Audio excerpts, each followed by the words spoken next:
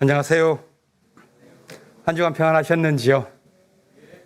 7월 첫째 주일이니까 벌써 반년이 휙 지나갔습니다.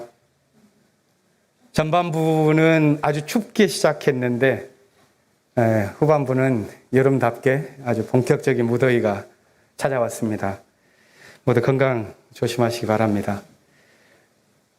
정부가 출범한 이후에 사실 어떻게 살아갈까 마음속에서 막막하시고 답답하셨던 분들 많을 텐데 어제 서울 도심이 꽉 막혀 있길래 웬일인가 봤더니 노동자들이 수만 명 모여서 대회를 하더라고요.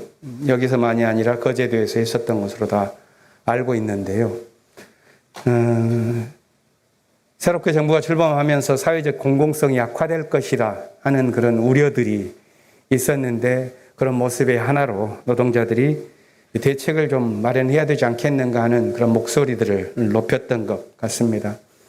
새 정부가 출범하면서 국내외적으로 맡고 있는 그런 위기 속에서 어떻게 국가가 공동체적인 접근을 할 수 있을까를 기대하는 것이 있지만 실질적으로는 사회적 약자를 위한 정책에서는 매우 약화되고 있는 것에서 우려가 커집니다. 어제가 그런 모습 가운데 하나가 아닌가 생각하는데요. 여러 면에서 우리 사회의 그러한 기본적인 신뢰와 또 건강함들을 유지할 수 있는 공동체적인 기반들 이런 것들이 잘 지켜져 나아갈 수 있도록 우리가 관심 갖고 또 세워 나아가는데 협력해야 될 그런 부분들을 느끼게 되는 하루였습니다. 코로나가 어찌 보면은 좀 많이 내려가면서 위기를 넘어간다 싶긴 하지만 우리가 여전히 마스크를 쓰고 있듯이 엎치락 뒤치락하는 그런 경우를 봅니다. 수치를 보더라도 10,000명을 오르내리고 있는데요. 하지만 이 시기를 지나면서 또 우리가 새로운 포스트 코로나 시대를 살아가기 위한 그동안의 거리 두기를 넘어서 거리 좁히기, 또 공동체 회복 이런 일들을 진행하자고 재직회에서도 이야기를 하고 생각들을 모아가고 있는데요. 단지 아이디어만의 교류가 아니라 우리의 몸들이 좀 움직이면서 해야 될 필요가 있지 않겠는가 하는 생각을 하게 됩니다. 교우들께서 가끔 그런 우리 안에서의 신교와 활동에 대한 문제로 또 전화를 주시는 분들도 계십니다. 신도회와 부서의 활동이 조금 다시 활발해져야 되지 않겠는가 하는 제안들이 주로 중심을 이루고 있는데요. 우리 교회 신도회는 연령에 따라서 가입을 하여 거기에서 친교와 또 배움 이런 것들을 함께 나눕니다. 활동의 교두보로 또 연대의 가장 기본적인 틀이기도 하고요.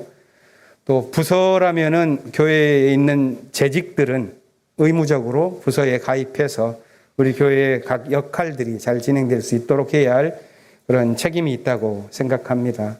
부서와 신도회에 조금 더 관심을 가지면서 잘 세워 나아갈 수 있도록 하는 활동을 해 나아가면서 거리 좁히기라고 하는 공동체 세움의 일들을 함께 해 나아갔으면 합니다. 이제 하반기를 시작하면서 무더운 날씨지만 또 우리가 주어진 환경 속에서 최선을 다해 살아가는 게 우리 생명의 책임이라면 또 신앙인의 또 길을 그 속에서 또 발견해 나아가야 한다면 이 예배 속에서 하나님께서 우리에게 지혜와 용기를 주시기를 빕니다. 오늘 예배 하늘뜻 펴기는 우리 교회의 어린이부를 담당하는 또 맡고 있는 직책으로 본다면 목사 수련 과정에 계신 이미라 전도사님이 지난 5월 말부터 6월 초까지 긴 기간 동안 스위스에서 미션 21이라고 하는 국제기구의 청년 대표로 참석을 하셨던 경험이 있는데 그 경험을 중심으로 해서 오늘 하늘뜻 펴기를 전해주시겠습니다. 이제 징소리에 맞추어서 함께 예배를 준비하겠습니다. 하나님께서 이 징소리에 맞추어서 우리 마음속에 당신의 생명과 정의와 평화의 말씀을 담아주시기를 기원합니다.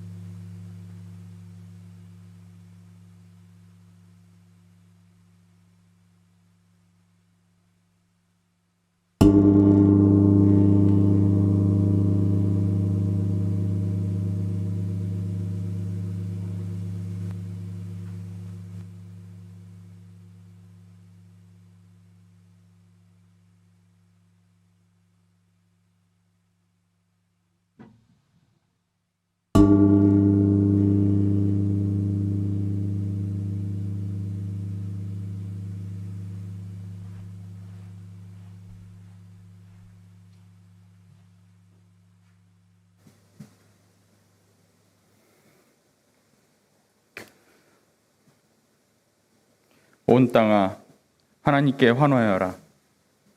그 이름의 영광을 찬양하고 영화롭게 찬송하여라. 하나님께 말씀드려라. 주님께서 하신 일이 얼마나 놀라운지요. 주님의 크신 능력을 보고 원수들도 주님께 복종합니다. 온 땅이여 주님께 경배하며 주님을 찬양하며 주님의 이름을 찬양합니다 하여라. 오너라 와서 하나님께서 하신 일을 보아라.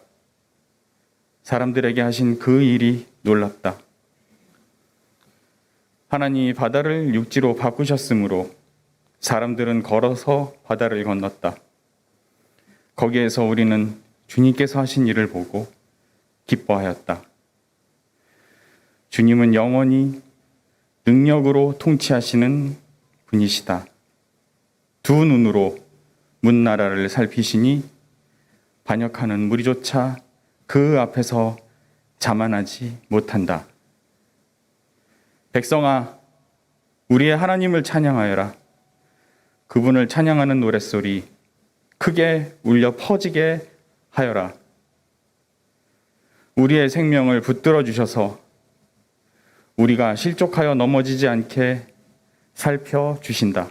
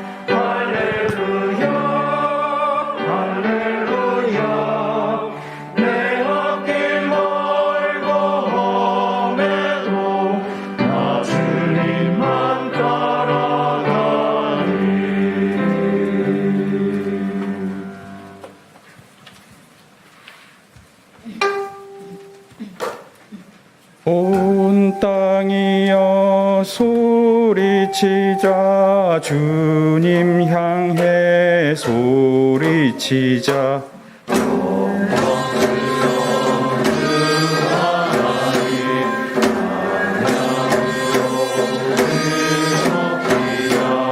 어서 오라 와서 보라 주 하나님 행하신 일.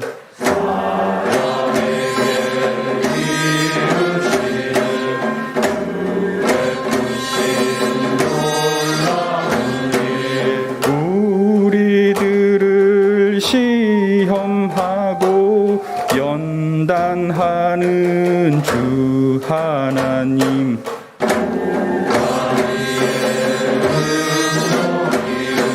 우리 달려 지키시네.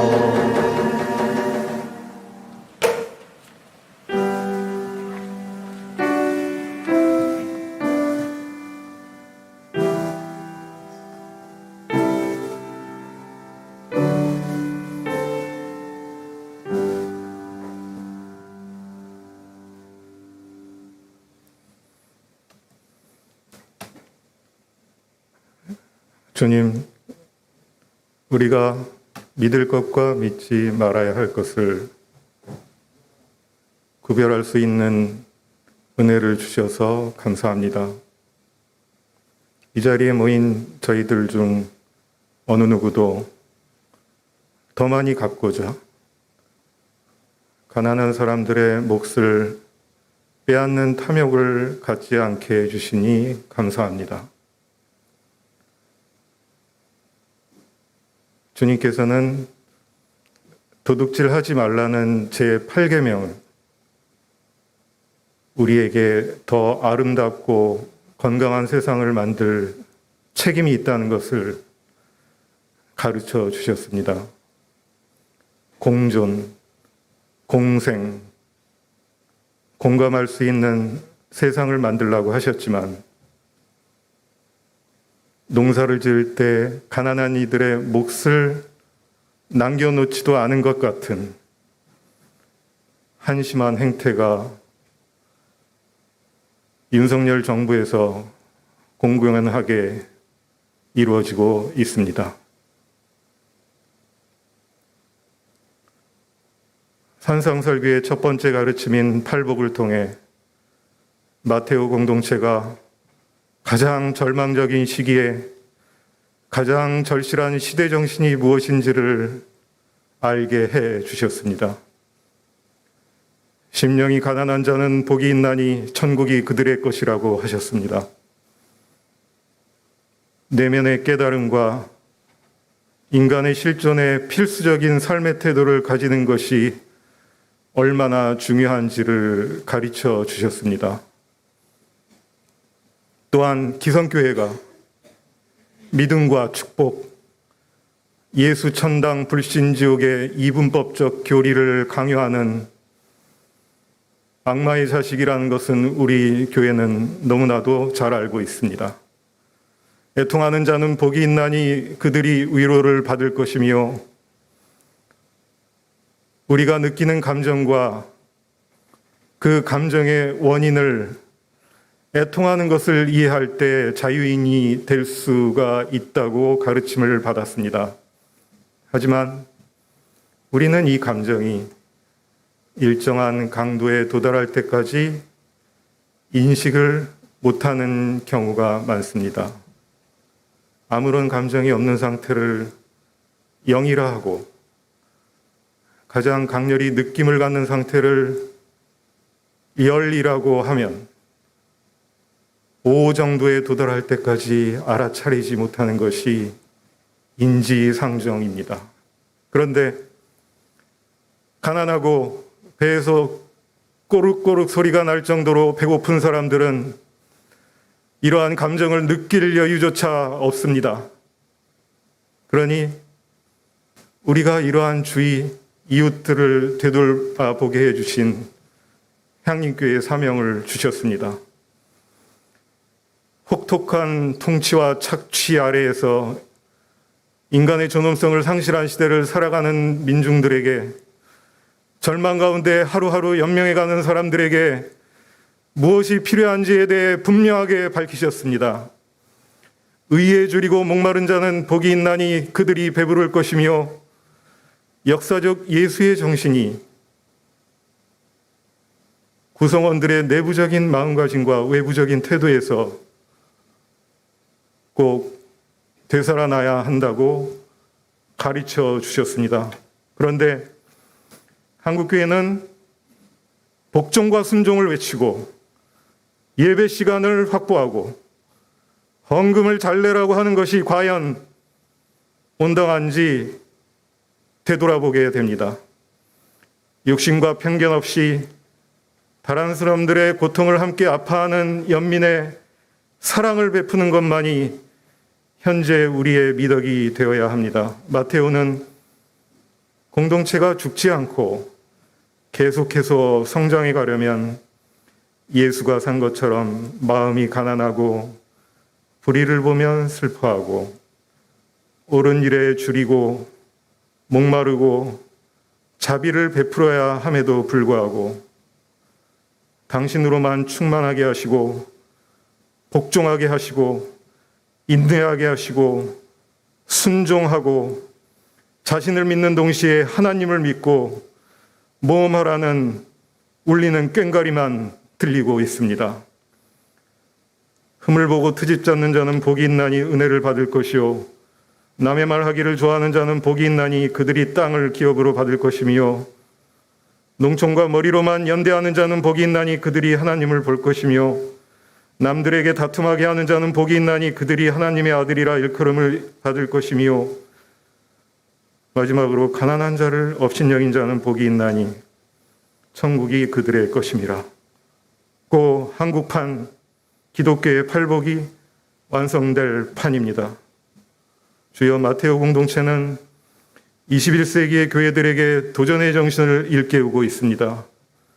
나는 곧 길이요 진리요 생명이니 나로 말미암지 않고는 아버지께로 올 자가 없느니라 하는 말씀은 흔히 예수 믿고 천당 가는 이 길이 유일한 길이라고 믿음으로써 상당히 자부심을 느끼는 그리스도인의 자연스러운 일면이기도 하지만 역사적으로 요한복음서에서 인용한 이런 말들은 교회와 국가에 의하여 통제와 권력의 수단으로 사용되기도 하였습니다.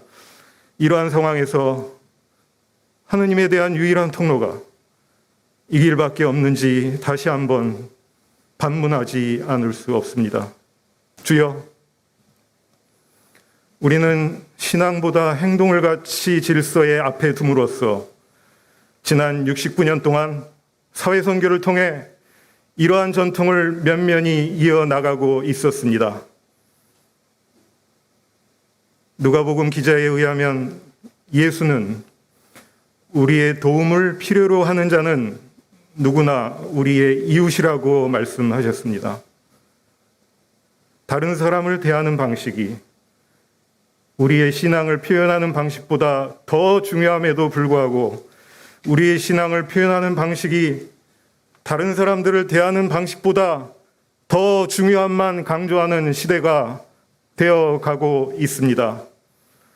또한 마가복음 기자에 의하면 예수의 두 제자들, 이 당신의 영광의 날에 우리로 하여금 하나는 당신의 오른손편에 다른 하나는 왼손편에 앉게 하여 주소서라고 이렇게 야고보와 요한이 부탁한 것을 듣자마자 다른 10명의 제자들이 화를 내기 시작했습니다.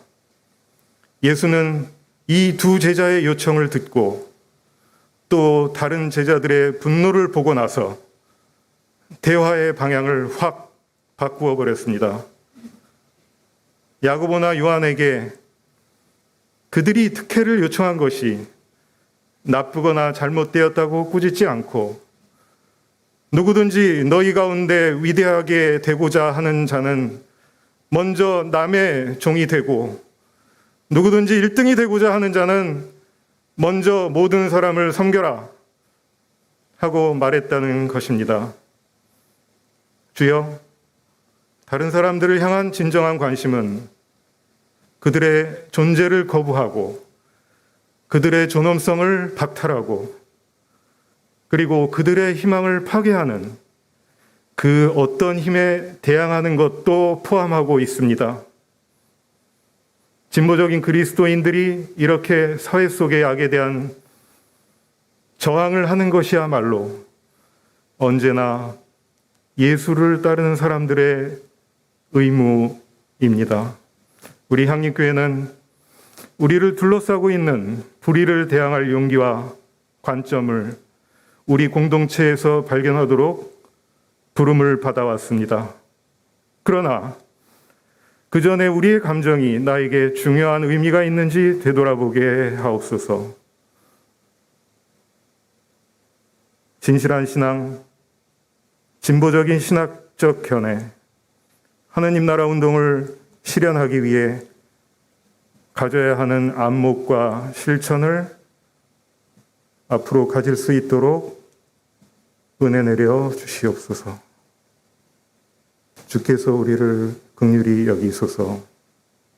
이제 저희의 마음을 열고 깊은 침묵 속에서 당신의 소리를 듣게 하소서.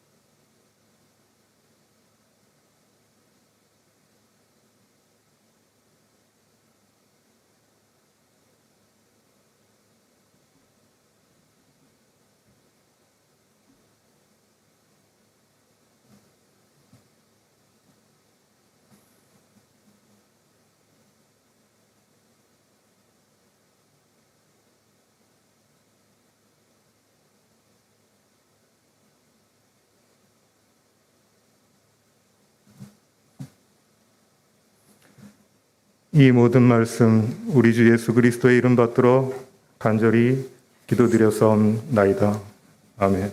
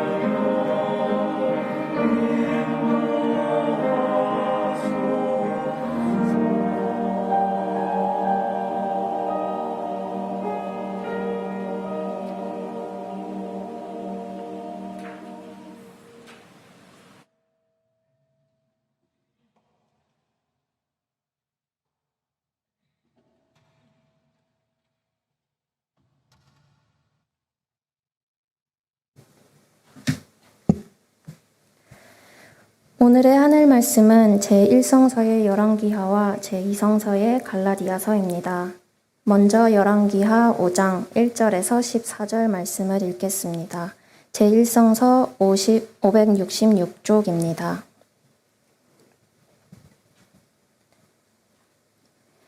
시리아 왕의 군사령관 나아만 장군은 왕이 아끼는 큰 인물이고 존경받는 사람이었다. 주님께서 그를 시켜 시리아의 구원을 베풀어 주신 일이 있었다. 나아만은 강한 용사였는데 그만 나병에 걸리고 말았다. 시리아가 군대를 일으켜서 이스라엘 땅에 쳐들어갔을 때에 그곳에서 어린 소녀 하나를 잡아온 적이 있었다. 그 소녀는 나아만의 아내의 시중을 들고 있었다. 그 소녀가 여주인에게 말하였다. 주인 어른께서 사마리아에 있는 한 예언자를 만나보시면 좋겠습니다. 그분이라면 어른의 나병을 고치실 수가 있을 것입니다. 이 말을 들은 나아만은 시리아 왕에게 나아가서 이스라엘 땅에서 온 한 소녀가 한 말을 보고하였다. 시리아 왕은 기꺼이 허락하였다. 내가 이스라엘 왕에게 편지를 써 보내겠으니 가보도록 하시오. 나아만은 은 10달란트와 금 6,000개와 옷 10벌을 가지고 가서 왕의 편지를 이스라엘 왕에게 전하였다.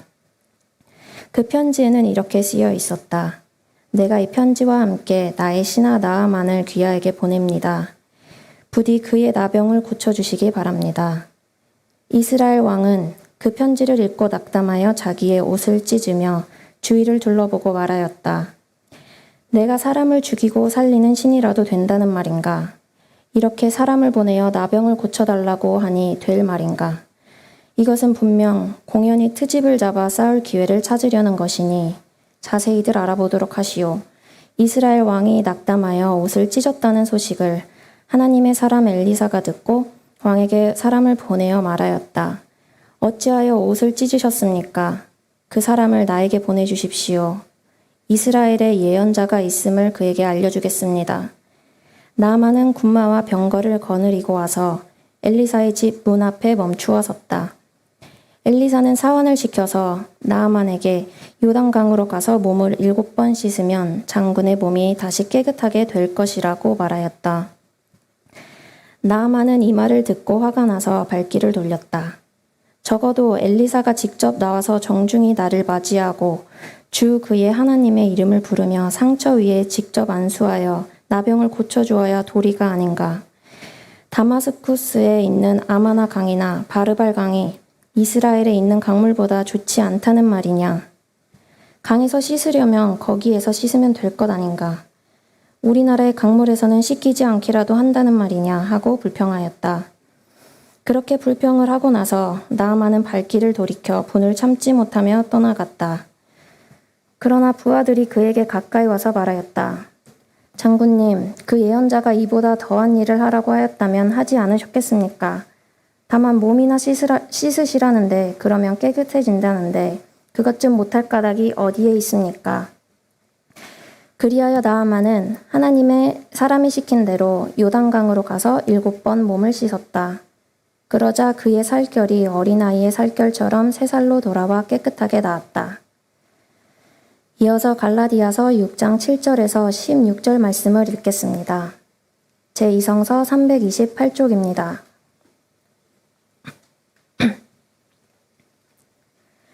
자기를 속이지 마십시오. 하나님은 조롱을 받으실 분이 아니십니다. 사람은 무엇을 심든지 심은 대로 거둘 것입니다. 자기 육체에다 심는 사람은 육체에서 썩을 것을 거두고 성령에다 심는 사람은 성령에게서 영생을 거둘 것입니다. 선한 일을 하다가 낙담하지 맙시다. 지쳐서 넘어지지 아니하면 때가 이를 때에 거두게 될 것입니다. 그러므로 기회가 있는 동안에 모든 사람에게 선한 일을 합시다. 특히 믿음의 식구들에게는 더욱 그렇게 합시다. 보십시오. 내가 여러분에게 직접 이렇게 큰 글자로 적습니다. 육체의 겉모양을 꾸미기를 좋아하는 사람은 여러분에게 할례를 받으라고 강요합니다. 그것은 그들이 그리스도의 십자가 때문에 받는 박해를 면하고자 하는 것입니다. 할례를 받는 사람들 스스로도 율법을 지키지 않으면서 여러분에게 할례를 받게 하려는 것은 여러분의 육체를 이용하여 자랑하려는 것입니다. 그런데 내게는 우리 주 예수 그리스도의 십자가밖에는 자랑할 것이 아무것도 없습니다. 그리스도로 말미암아 내 쪽에서 보면 세상이 죽었고 세상 쪽에서 보면 내가 죽었습니다. 할례를 받거나 안 받는 것이 중요한 것이 아니라 새롭게 창조되는 것이 중요합니다. 이 표준을 따라 사는 사람들에게와 하나님의 백성 이스라엘에게 평화와 자비가 있기를 빕니다. 다 함께 갈라디아서 6장 15절 말씀을 읽겠습니다. 할례를 받거나 안 받는 것이 중요한 것이 아니라 새롭게 창조되는 것이 중요합니다. 이 말씀으로 귀한 깨달음과 결단이 있으시기를 바랍니다.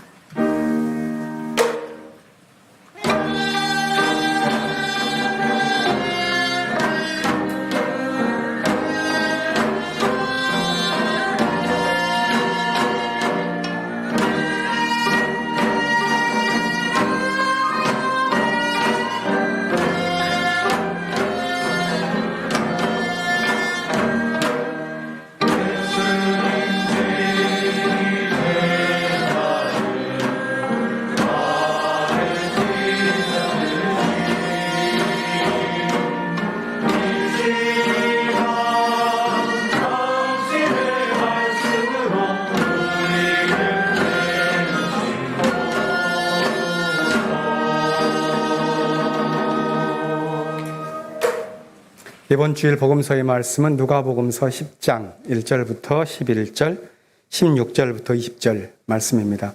가능하신 분들은 모두 일어나셔서 복음서의 말씀을 들으시기 바랍니다. 이 일이 있은 뒤에 주님께서는 다른 72사람을 세우셔서 친히 가려고 하시는 모든 고을과 모든 곳으로 둘씩 앞서 보내시며 그들에게 말씀하셨다. 추수할 것은 많으나 일꾼이 적다. 그러므로 추수하는 주인에게 추수할 일꾼을 보내달라고 청하여라. 가거라. 내가 너희를 보내는 것이 양을 이리 가운데로 보내는 것과 같다. 전대도 자루도 신도 가지고 가지 말고 길에서 아무에게도 인사하지 말아라. 어느 집에 들어가든지 먼저 이 집에 평화가 있기를 빕니다 하고 말하여라. 거기에 평화를 바라는 사람이 있으면 너희가 비는 평화가 그 사람에게 내릴 것이요 그렇지 않으면 그 평화가 너희에게 되돌아올 것이다. 너희는 한 집에 머물러 있으면서 거기서 주는 것을 먹고 마셔라. 일꾼이 자기 싹을 받는 것은 마땅하다. 이 집 저 집 옮겨 다니지 말아라. 어느 고을에 들어가든지 사람들이 너희를 영접하거든 너희에게 차려주는 음식을 먹어라. 그리고 거기에 있는 병자들을 고쳐주며 하나님 나라가 너희에게 가까이 왔다 하고 그들에게 말하여라. 그러나 어느 고을에 들어가든지 사람들이 너희를 영접하지 않거든 그 고을거리로 나가서 말하기를 우리 발에 묻은 너희 고을의 먼지를 너희에게 떨어버린다. 그러나 하나님 나라가 가까이 왔다는 것을 알아라 하여라.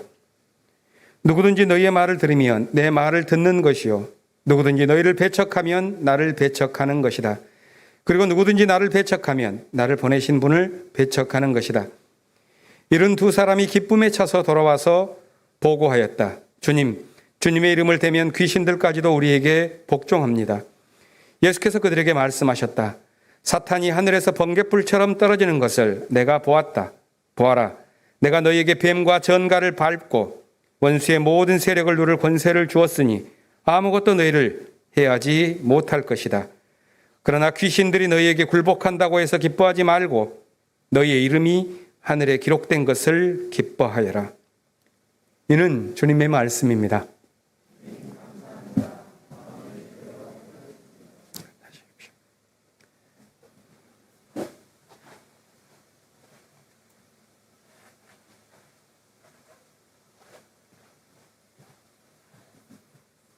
오늘 하늘특별기를 말씀드린 대로 이민아 전도사님께서 자꾸만 새롭게 라는 주제로 전해주시겠습니다.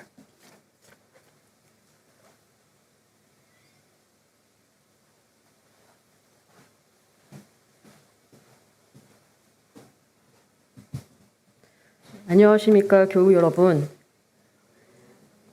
올해 목회 계획에 실었던 저의 인사를 다시 드려야 할 것 같습니다. 처음 같은 인사를 드립니다. 제가 익숙하지 않은 분들이 더 많으시겠지요. 저는 어린이부에서 3년째 어린이들과 예배를 드리고 또 함께 뛰어놀고 있는 이민하입니다. 밝고 힘찬 인사말을 드리고 싶지만 실은 그것이 쉽지 않습니다. 나와 당신의 주변에서 그리고 세계 곳곳에서 수많은 생명들이 차마 가늠할 수 없는 고통 속에 괴로워하고 있기 때문입니다. 우크라이나 전쟁이 몇 달째 이어지고 있습니다. 그 바깥에 있는 사람들은 우크라이나에서 지옥과도 같은 때를 보내고 있는 이들의 시간을 감각할 수 없지요. 다만 기사에 적힌 공습 소식과 사망자 수를 통해서 그들의 시간을 전해 들을 따름입니다. 숫자로 죽음을 헤아리다니 곰곰이 생각해보면 참으로 끔찍하기 그지없습니다. 얼마 전 미국 연방 대법원은 임신 중단권을 인정한 로 대 웨이드 판결을 폐기했습니다. 여성의 몸의 권리가 순식간에 49년 전으로 후퇴해버린 것입니다. 그로 인해 다가올 거대한 고난을 우리는 차마 알고 있다고 말할 수 없을 것입니다. 어쩌면 이것은 숫자로도 쳐주지 않는 거대한 죽음을 불러올 것입니다. 지금 절망이 어디에나 도사리고 있습니다. 저는 몇 주 전 미션 21 청년 프로그램에 참여하기 위해 스위스에 다녀왔습니다. 이 청년 프로그램의 목표는 각국 청년들이 국제 청년 네트워크망을 형성하고 정의, 평화를 위한 변화를 도모하는 것이었습니다. 4개 대륙에서 온 청년들은 2주 동안 타 문화와 타 종교와 대화를 경험하였습니다. 이러한 역량 강화를 통해서 청년들이 자신의 경험과 또 그 나라의 맥락에 맞는 평화운동을 전개하게 하는 것이 이 프로그램의 목표이기도 했습니다.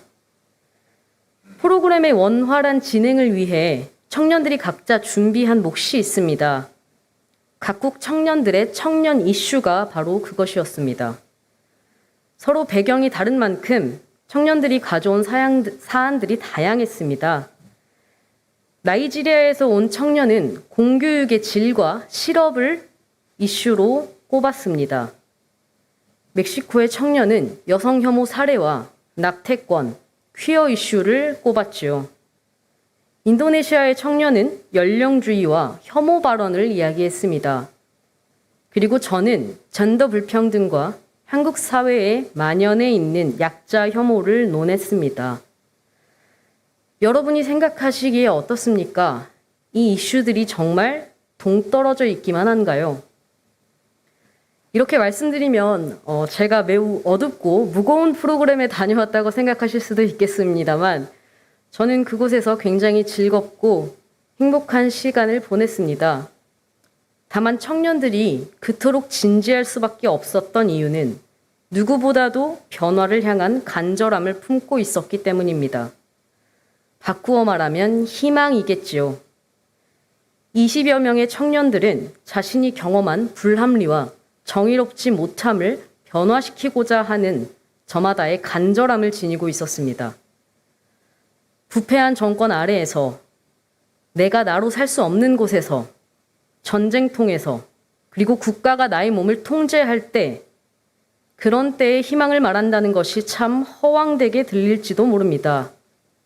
이 엉망진창 세상 속에서 여러분은 무엇을 찾기 위해 이곳에 계신가요? 그리고 우리의 간절함은 어디를 향하고 있습니까? 오늘 열왕기하 본문에는 나아만의 이야기가 등장합니다. 시리아의 장군 나아만은 어느 날부터 피부병을 앓게 됩니다. 이에 나아만의 집에서 시중을 들던 이스라엘 출신 소녀가 사마리아의 한 예언자를 만나보라는 제안을 하지요. 나아만은 엘리사를 찾아가고 요단강에서 몸을 7번 씻으라는 답변을 얻습니다. 엘리사의 답변이 자신의 예상과 거리가 멀자 나아만은 화를 내며 발길을 돌립니다. 그러다가 강에서 몸이나 씻는 일인데 그것 좀 못할 일이 무엇이냐는 부하들의 말에 요단강으로 향하지요. 그리고 7번 씻은 뒤 그의 살결은 깨끗하게 났습니다. 저는 크게 아파본 경험이 없습니다. 그렇기에 저로서는 낳고자 하는 나아만의 간절함이 얼마나 컸을지 헤아리기 쉽지 않습니다. 다만 예상하건대 나아만의 곤란함은 병의 고통 때문만은 아니었을 것입니다. 말씀드렸다시피 나아만은 시리아 왕의 총애를 받는 강한 용사였지요. 드높은 명예를 누렸을 텐입니다. 그런 용사에게 피부병이라니요. 질병은 나아만의 권세를 깎아내렸을 겁니다. 피부에 드러나는 질병인 만큼 혐오스러운 시선도 받았을 것입니다. 나아만이 소녀의 말을 진지하게 받아들인 것은 제법 의외입니다. 타국에서 잡혀온 시종의 제안이라도 받아들일 만큼 나아만은 간절했던 모양이죠. 지푸라기라도 잡는 심정으로 이스라엘로 그리고 엘리사에게 갈 때 나아만의 머리는 복잡했을 겁니다. 정말로 나을 수 있는 걸까? 믿어도 되는 걸까? 그리고 이 예언자라는 사람은 나를 어떻게 고쳐줄까? 그렇게 기대와 걱정을 품고 엘리사의 집 앞에 갔을 때 나아만의 예상은 산산조각이 납니다. 엘리사가 심부름꾼을 시켜서 나아만에게 낫는 방도를 알려준 것이죠. 나아만은 직접 나와 자신을 정중히 맞이하지 않은 엘리사에게 그리고 자신에게 기도를 해주지 않은 엘리사에게 화가 납니다. 자, 우리는 성서 밖에 있으니 이런 나아만의 행동은 황당하게만 보입니다. 분을 내는 나아만의 모습은 그가 그렇게까지 간절하지는 않았는지를 우리가 묻게 만들지요. 그러나 이 사건을 다른 측면에서 바라보면 나아만의 간절함이 얼마나 충분했는지보다 그의 간절함이 무엇을 향하고 있었는지를 묻게 됩니다. 나아만이 엘리사에게 따지고 싶었던 것은 엘리사의 태도와 방식이었습니다. 고작 이스라엘의 예언가가 시리아의 장군인 자신에게 정중하게 굴지 않은 것에 그리고 또 그럴듯한 의식을 치러주지 않은 것에 화가 난 것이죠. 나아만의 간절함은 자신의 명예와 권세를 향해 있었습니다.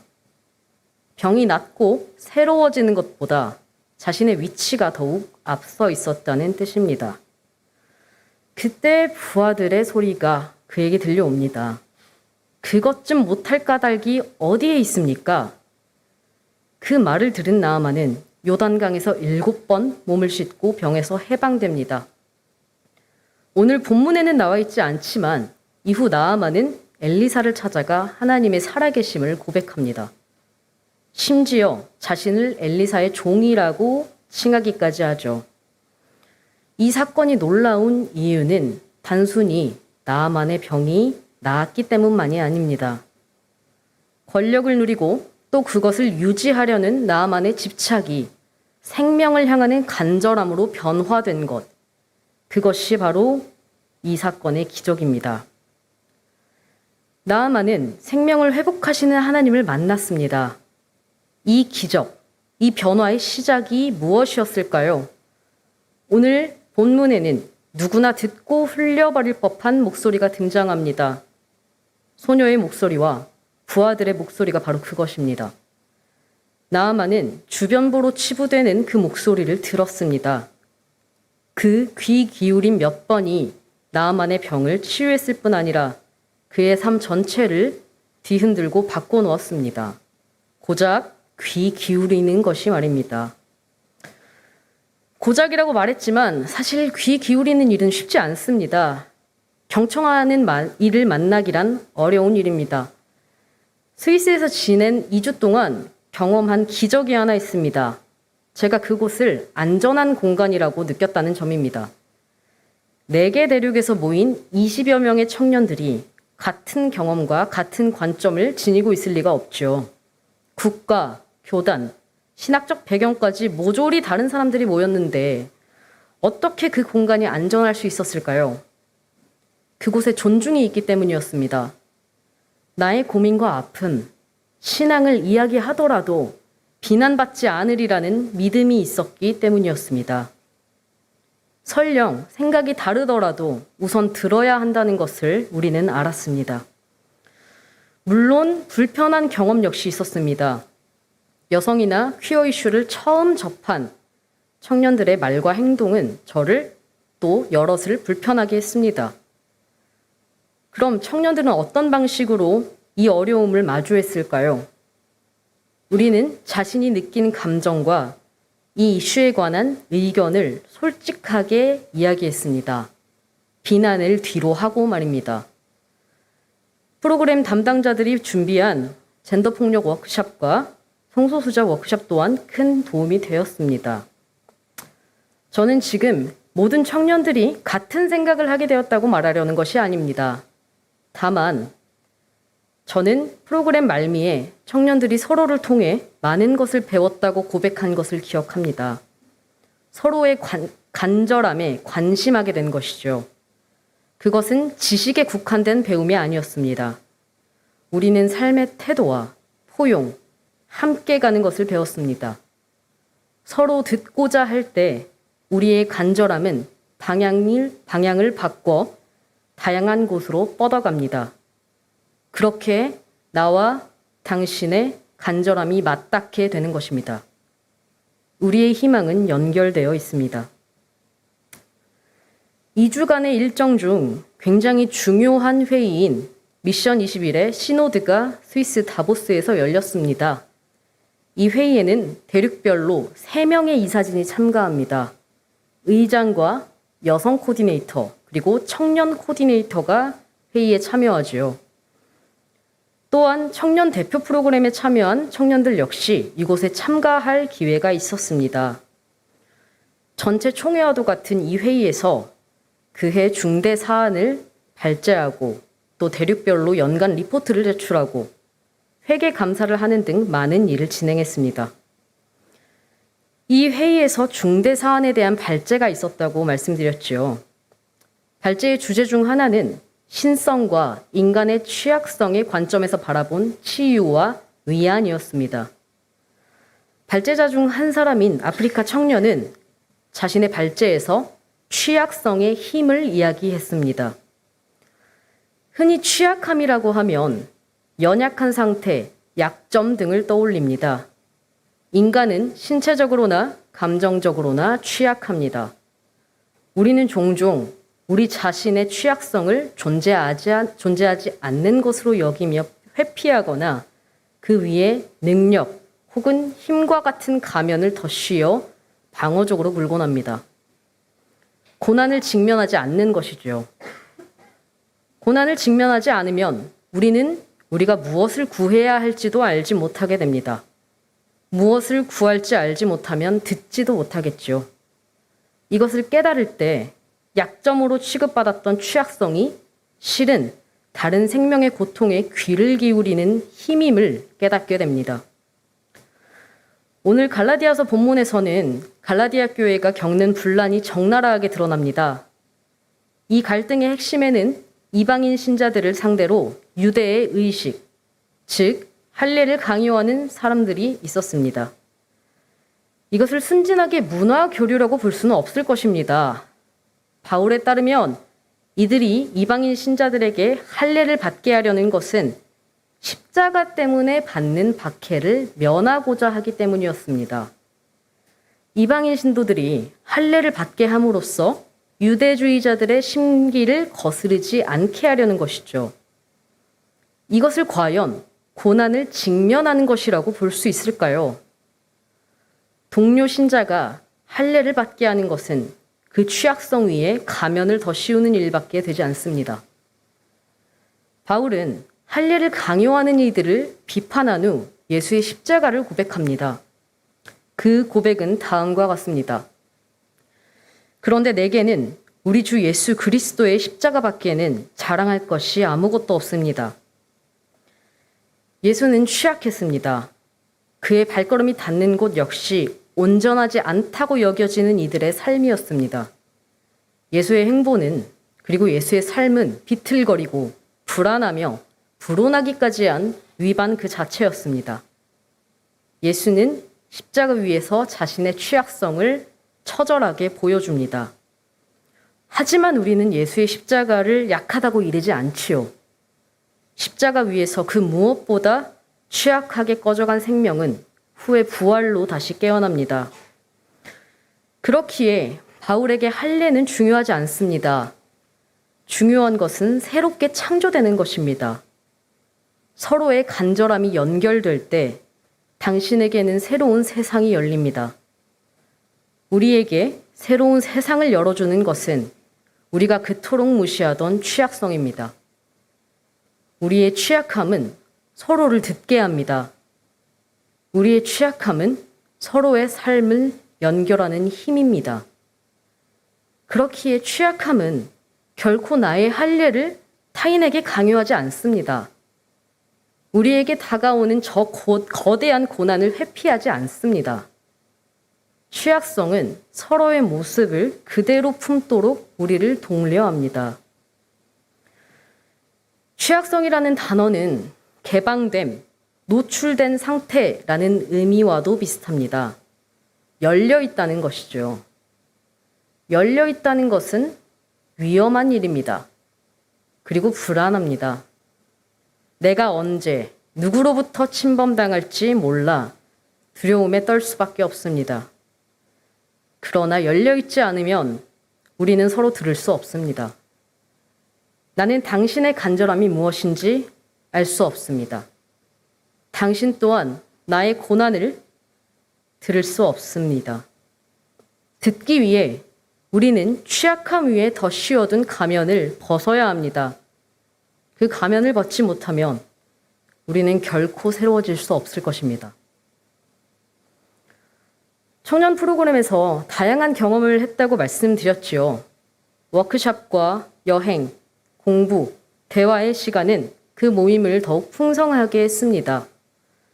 하지만 자신의 나라로 돌아간 뒤 각자 행동을 취하지 않는다면 이 프로그램의 의미는 크게 빛을 발하지 못하겠죠. 그래서 우리는 마지막 일정인 청년회담에 참여했습니다. 그곳에서 청년들은 그간 나눴던 사안들에 대해 다시 이야기하고 긴급하게 행동을 취해야 할 이슈는 무엇인지를 논의하는 시간을 가졌습니다. 그렇게 정해준 주제가 총 4가지였습니다. 첫째는 젠더 이슈입니다. 둘째는 실업과 가난, 셋째는 연령주의, 그리고 넷째는 교육이었습니다. 우리는 다시 주제별로 흩어져서 각국으로 돌아갔을 때 자신이 어떤 운동을 할 수 있을지를 구체적으로 계획했습니다. 그 계획들은 당연히도 모두 다를 수밖에 없었습니다. 각자가 처한 상황과 맥락이 다르기 때문이죠. 몇 달 뒤 후속 모임에서 각자가 변화를 위해 어떤 행동들을 취했는지, 그리고 그 운동은 어떻게 되어가는지를 나눌 예정입니다. 각국에 흩어진 청년들은 저마다의 이야기를 써내려 나갈 것입니다. 그렇지만 우리는 우리의 이야기가 이어져 있다는 것을 압니다. 우리의 희망은 이어져 있습니다. 누가복음 본문을 살펴보면 예수는 72명의 제자를 모든 고을과 모든 곳으로 파송하며 추수할 것은 많으나 일꾼이 적다고 말합니다. 청년회담에서는 4가지를 주제로 꼽았지만 2주 동안 청년들이 나눈 고민은 그보다 훨씬 많았습니다. 언어로 표현할 수 없고 보여지지 않는 고통까지 생각한다면 고난당하는 이는 셀 수도 없이 많을 것입니다. 헤아릴 수 없이 많은 고통의 자리가 바로 오늘 우리가 향해야 할 자리입니다. 우리는 어느 집에 들어가든지 평화를 전하는 사람입니다. 평화를 전할 때 우리는 마치 이리 가운데의 양과 같을 것입니다. 우리는 무방비하고 취약할 것입니다. 우리는 괜찮지 않을지도 모릅니다. 그러나 기쁨에 가득 차 돌아왔던 72명의 사람처럼 우리는 괜찮을 것입니다. 하늘을 찌를 듯한 권력을 무찔러서 기쁘다기보다는 우리가 평화의 띠로 이어져서 기쁠 것입니다. 절망이 가득한 이 땅에서 그 취약함 안에서 우리가 서로를 들을 때마다 우리의 간절함이 맞닿을 때마다 나와 당신의 세상은 희망으로 가득 찰 것입니다. 그러니 교우 여러분, 자꾸만 새로워집시다. 취약한 몸뚱이들이 서로를 잊고 기대어서 새로운 희망을 자꾸만 피워냅시다. 그것쯤 못할 까닭이 어디에 있겠습니까? 침묵으로 기도하겠습니다.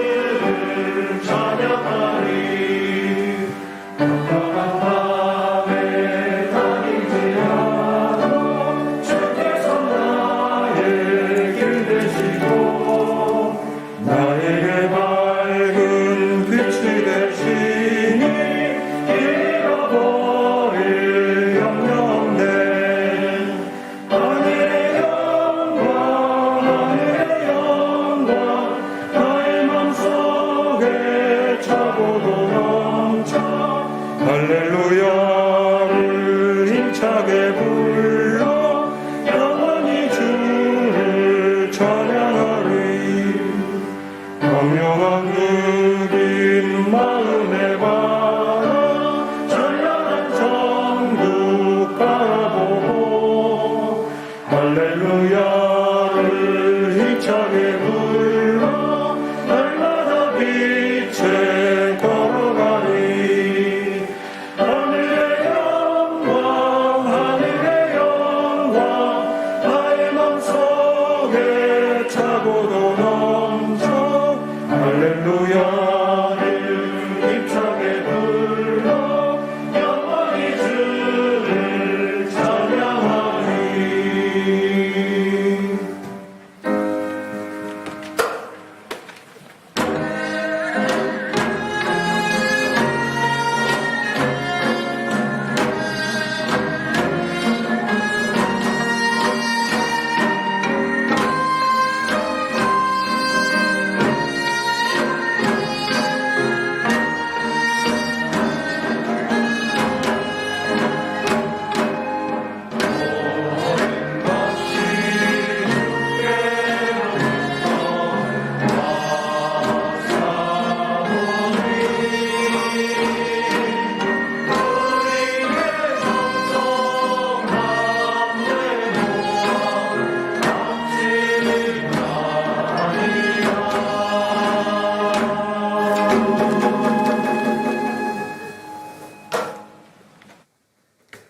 감사기도 요청을 받았습니다.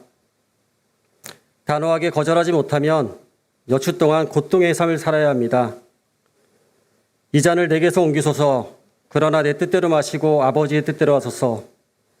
아버지의 음성은 들리지 않고 목회실의 간청에 못 이겨 결국은 받아들입니다. 항상 기뻐하라. 쉬지 말고 기도하라, 범사에 감사하라고 말씀하셨는데 대부분의 성도가 감사 기도를 주저하는 이유가 무엇일지 생각해 봅니다. 지극히 당연한 상식조차도 부정되어지고 거짓 예언자들이 더러운 술수로 우리의 몸과 마음을 지배하는 가운데 기뻐하고 감사할 일이 얼마나 있을까 헤아려 보다가 불현듯 불의한 체제에 순응하고 무기력하게 복종하는 지금 우리들의 모습이 지배자들이 그토록 바라고 원하는 모습임을 깨닫게 됩니다. 감사할 일이 하늘에서 뚝 떨어지거나 저절로 생기지도 않겠거니와 앵무새의 지적인처럼 아무 의미 없는 기계적인 감사가 아니기를 원합니다. 조국 통일의 길은 점점 더 멀어지고 노동의 가치는 밑바닥에 처박히고 고귀한 인간의 품성은 온데간데 없이 사라진 이 시대에 우리 향림 공동체가 깨어있음에 감사합니다. 허황된 욕망과 불의로 가득 찬 암흑 같은 이 세상 속에서 갈 길을 밝히 보여주시니 감사합니다. 매 순간 어려운 일이 닥쳐올지라도 절망하지 않고 새롭게 일어설 힘을 주시니 감사합니다.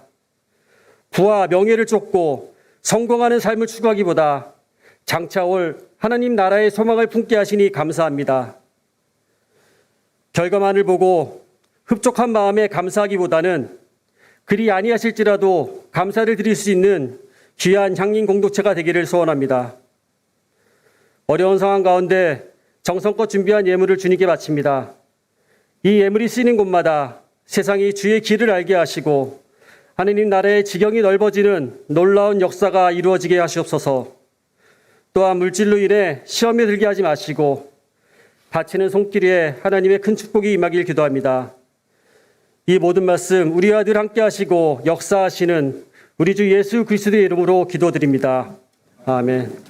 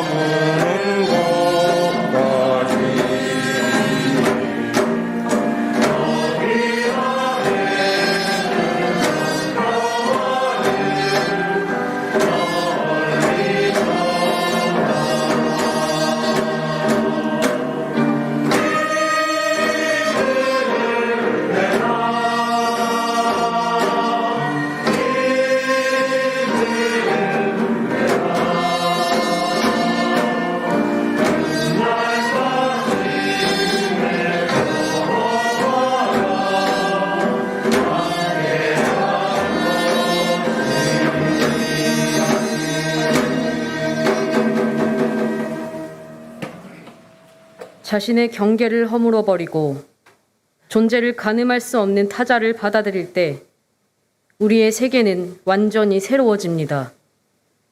그 위험하고 경이로운 길에 당신을 초대합니다. 성령님이 임하심으로 우리가 서로를 듣고 서로의 간절함이 이어짐을 믿습니다. 우리가 자꾸만 새롭게 창조되기를 소망합니다. 축복의 기도를 함께 드립니다. 주 예수 그리스도의 은총과 하나님의 사랑과 성령께서 이루어주시는 친교가 우리 가운데 영원토록 함께 있기를 주님의 이름으로 축원합니다. 아멘.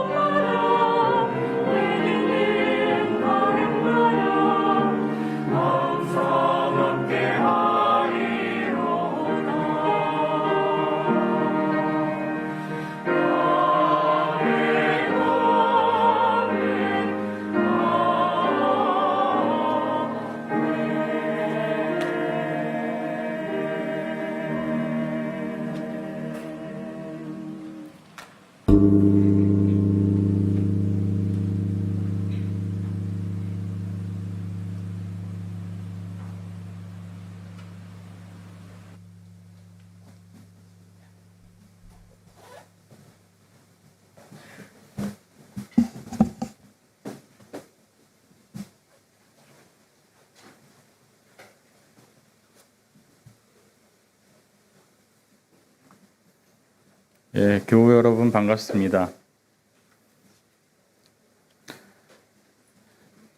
성령 강림 후 네 번째 주일 공동관신사 나눔에 앞서서 오늘 교회를 방문하신 분을 소개해드리도록 하겠습니다. 노현종님 어디 계신가요? 일어나시겠어요? 예. 예. 여행 중에 오셨다고 합니다. 예, 환영합니다. 예. 예, 앉으셔도 됩니다. 예. 그리고 김소영 님도 오셨네요. 예. 환영합니다. 교회를 순방 중이신가 봐요. 예. 순방 중이라고 적으셨는데요. 그리고 단일교회를 찾으러 오신 분이 두 분 계십니다. 홍주은님하고 김호세아님이 계시네요. 예, 홍주은님, 예, 김호세아님. 예. 또 계신가요? 예. 그리고 이분은 등록을 원합니다에 이렇게 표시를 해주셨네요. 김민주님이십니다. 김민주님. 예, 환영합니다.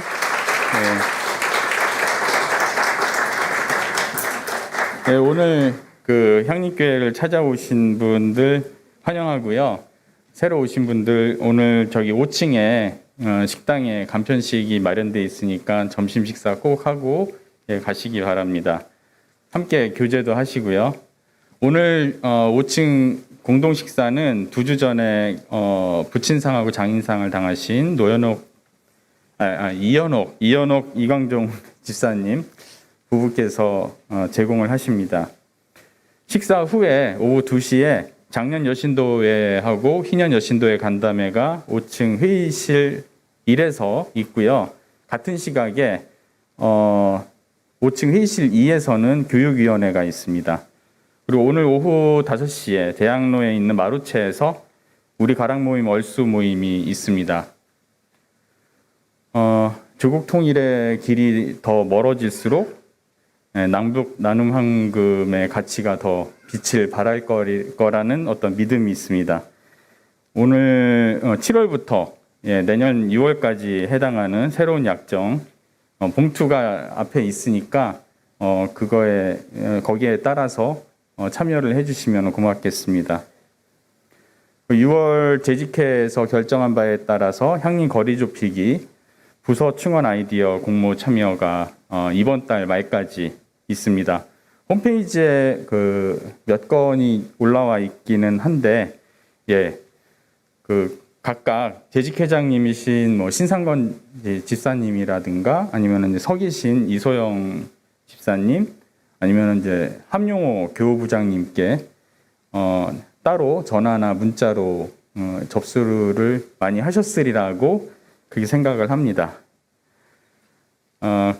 그리고 이거는 생명환경위원회에서 꼭 강조를 해달라고 부탁을 하셨는데, 들녘 농산물, 백미, 현미, 보리쌀, 뭐 참기름, 들기름 계속 주문받고 있습니다. 이옥희 권사님께 신청해 주시면 고맙겠습니다. 이번 주 일정 안내를 해드리겠습니다. 수요일 오래간만에 영성기도회를 합니다.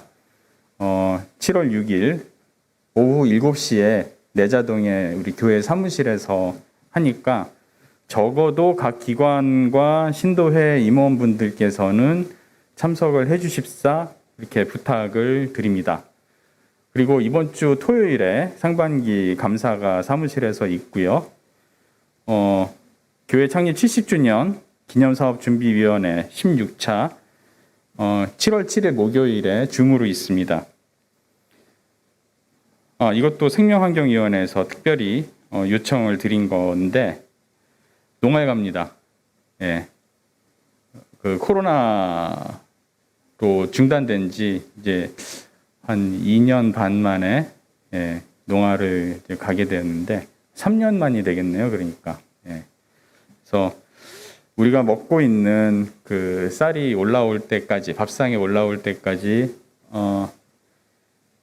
얼마나 많은 이제 땀과 노력이 있는지에 대해서 한번 깨닫는 시간이 되셨으면 좋겠습니다. 7월 8일 금요일 저녁에 원래 교회차로 가려고 했는데 교회차가 얼마 전에 퍼졌습니다. 그래서 폐차 절차를 밟게 됐습니다. 20만 킬로 넘게 뛰고 그 영원한 안식의 길로 간 우리 교회 그 스타렉스에 대해서 애도하는 마음을 함께 하고요. 대신 촛불교회 그 스타렉스 봉고차인지 스타렉스입니다. 스타렉스 그거를 대신 이용을 아마도 할 수 있을 것으로 그렇게 전해 들었습니다. 그래서 금요일 저녁에 출발을 할 때 많은 분들 신청을 해서 함께 하셨으면 좋겠고요. 금요일 가서 주일날 돌아옵니다. 주일 예배드리고 거기 들녘교회에서 같이 예배드리고 돌아오는 일정이니까 함께 해주셨으면 고맙겠습니다. 이거는 그 서영식 집사님하고 이옥희 권사님께 그렇게 신청을 하시면 되겠습니다. 그리고 7월 10일 오후 2시에 정기당회 있고요. 그리고 선교부 신학공부 모임이 책이 바뀌었네요. 원래 하비콕스 예수 하바드에 오다를 계속 이렇게 읽으셨었는데 그 책 제가 알고 있기로는 그 책 역자이신 오강남 교수님이 쓰신, 이것도 나름 이제 베스트셀러였었습니다. 한동안 예수는 없다라는 책을 가지고 둘째 넷째 주 월요일 오후에 줌으로 공부 모임을 한다고 합니다. 그리고 이후 일정 7월 24일에 목회운영위원회 있고요. 그리고 우리를 둘러싼 불의와 함께 저항을 하고 연대하는 에큐메니컬 소식을 전해드립니다. 을지 오비베어 되찾기를 위한 현장 문화제 매일같이 7시 반에 현장에서 있습니다. 그리고 이제 예배가 계속 진행이 되고 있고요. 피켓팅은 그 전 6시부터 밤 12시까지 계속 피켓팅이 있으니까 사회부와 함께 여기에 대해서 연대를 해주시면 고맙겠습니다. 그리고 이번 주 목요일 저녁 7시에는 촛불교회 기도회가 세종호텔 앞에서 세종호텔 노동자들과 함께하는 기도회가 있습니다. 그 앞에 계속 플래카드 이렇게 붙여 있는 거를 보실 수 있을 겁니다. 그리고 내일 오후 6시에는 한국민중신학회 원래 세미나가 내자동 사무실에서 있는데요. 주제는 제4차 산업혁명 시대 인간 상황에 대한 종교 철학의 성찰. 어렵네요. 하우 연결을 제안하며. 그래서 성공회대의 신흥시당 박사님께서 하신다고 하는데 온라인 병행해서 하니까 여기에 대해서 안내 나중에 우리 교회 텔레그램 방을 통해서 참조하시면 고맙겠습니다. 직접 오셔도 되고요. 그리고 7월 16일에 토요일에는 두 주 후네요. 그 아시아 민주주의를 응원하는 기금 마련, 아마도 미얀마 이쪽과 관련된 것 같습니다. 그래서 1일 호프데이를 하는 것으로, 예, 저기 연대 앞에 친구라고 되게 넓은 그 호프 겸 뭐 클럽 겸 이렇게 이제 하는 그런 지하 공간이 있는데 거기를 빌려서, 예, 한다고 합니다. 이은정 교우께 문의를 해주시면 고맙겠습니다. 더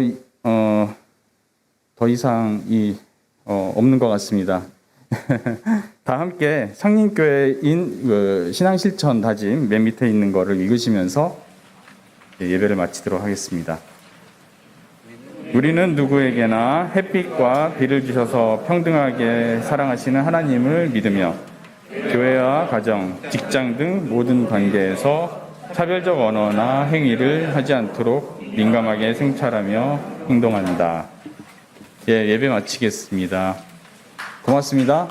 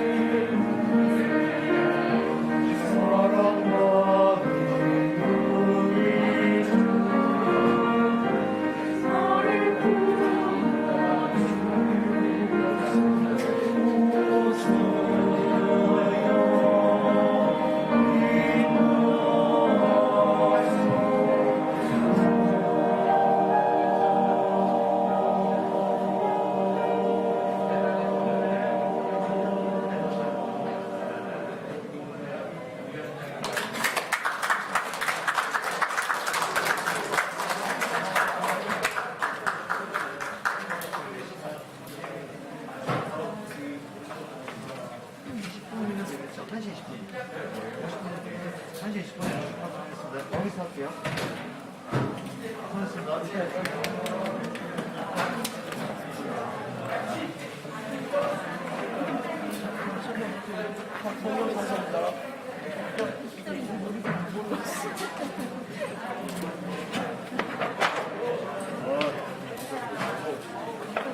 주차권 다 받으셨죠? 주차권 다 받으셨죠?